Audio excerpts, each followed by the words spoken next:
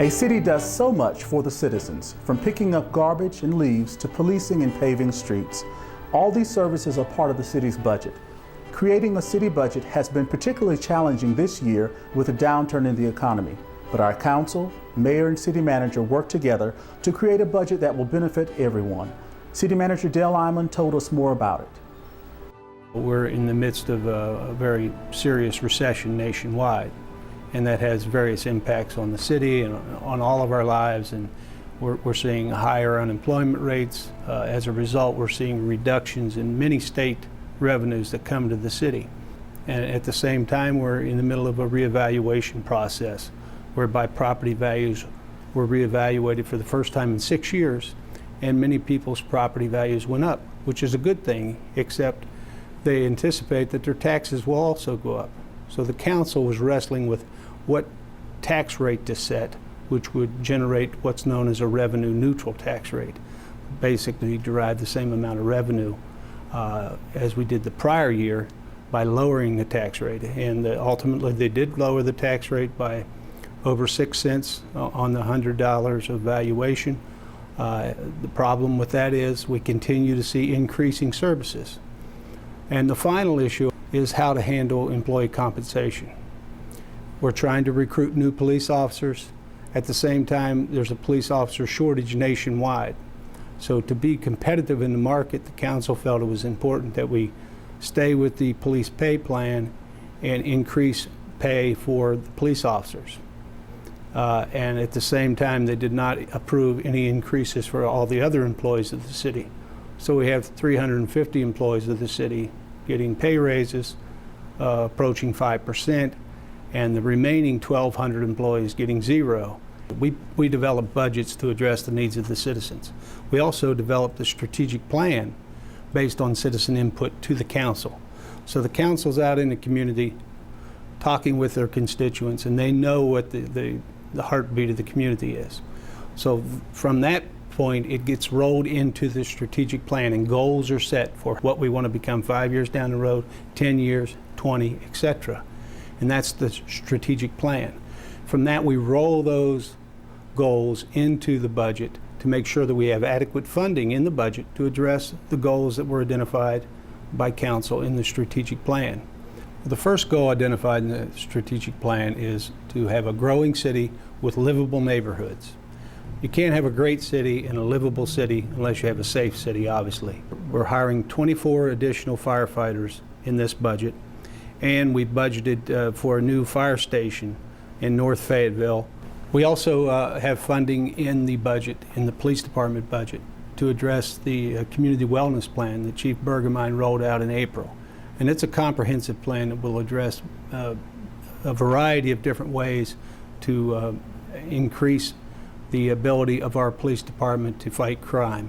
Technology, additional vehicles and equipment, software, manpower, obviously. All those things are addressed, and that's included in the budget. A livable city has to have many recreational opportunities.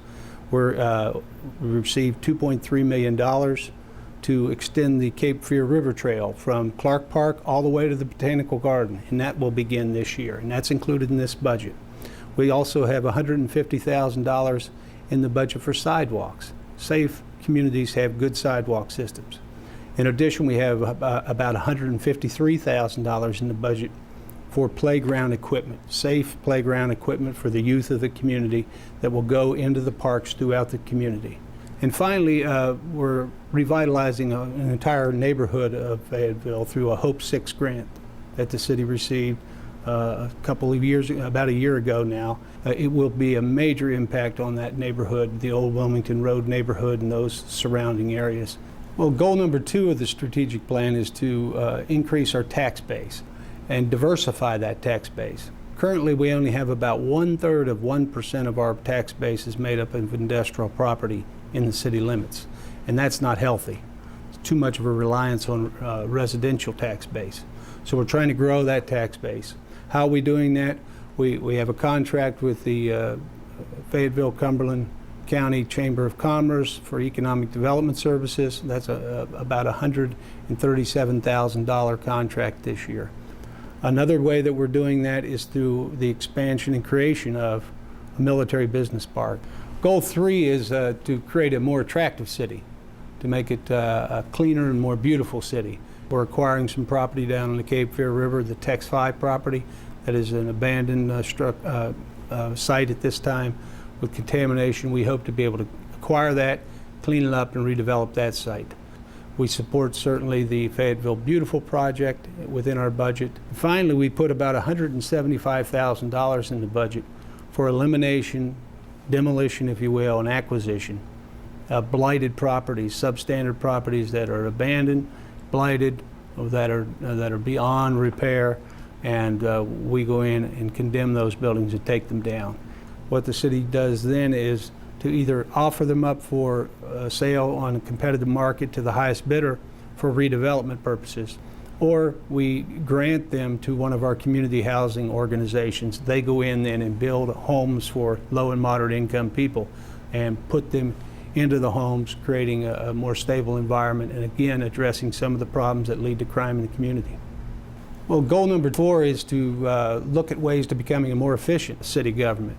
Each year we spend about $3.5 million on repaving streets throughout the community. That will happen again this year. We also have money in the budget for purchasing additional computers, replacing our computers as they wear out. The same is true with our vehicles or our fleet. We started the program 2 years ago whereby we're replacing our fleet on a regular basis instead of on a happenstance situation. Our computer-aided dispatch system software needs to be upgraded, as well as our record management system in the police department. Both of those are $1 million plus purchases that are included in this budget. And finally, we're making our bus system much more efficient by looking at the routes, changing them so that they're addressing the most ridership. And we're extending the hours of 3 of our primary routes till 10 in the evening. Well, goal number 5 is to enhance or to improve greater community unity. It's about getting information out, positive information about the city, and telling the city story. This program right here today, Kaleidoscope program, is probably the best example of how we do that. Tell people things that are going on in their community so they know the information, have the information readily available. And all of our meetings are televised, as you know, but we've also just begun to televise our work sessions. We had 10 budget meetings, all of them were televised. As well, our capital improvement plan is posted on the web page, and our adopted budget is posted on the web page for everybody to view. And if you don't have a computer and you need copies of those documents, please feel free to contact us and we can make those available. We sponsor 2 major festivals. The annual Dogwood Festival and the International Folk Festival are both co-sponsored by the City of Fayetteville. So there's resources in the budget to continue to provide that gift to the community. Goal number 6 of the city's strategic plan is to continue with the revitalization efforts of our downtown. The construction of Russell Street, the completion of the construction. We've been working there now for a number of months, taking the overhead utility lines and burying them underground in preparation for resurfacing and reconstruction of Russell Street.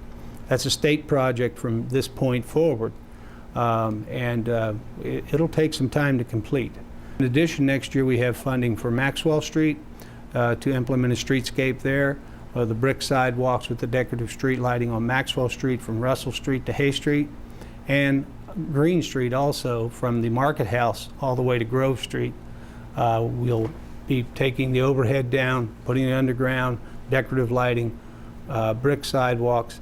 We're going to put angle parking in, much the way it is on Gillespie Street entering the Market House. On the other side, on Green Street, that'll increase some parking opportunities and should be a very nice project. So those things are all coming together.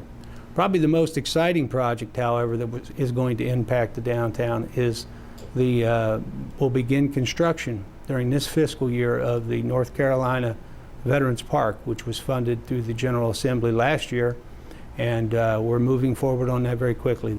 Concerns that I have, how do you balance the demand for services from the public with the demand from the public that we keep our taxes revenue neutral?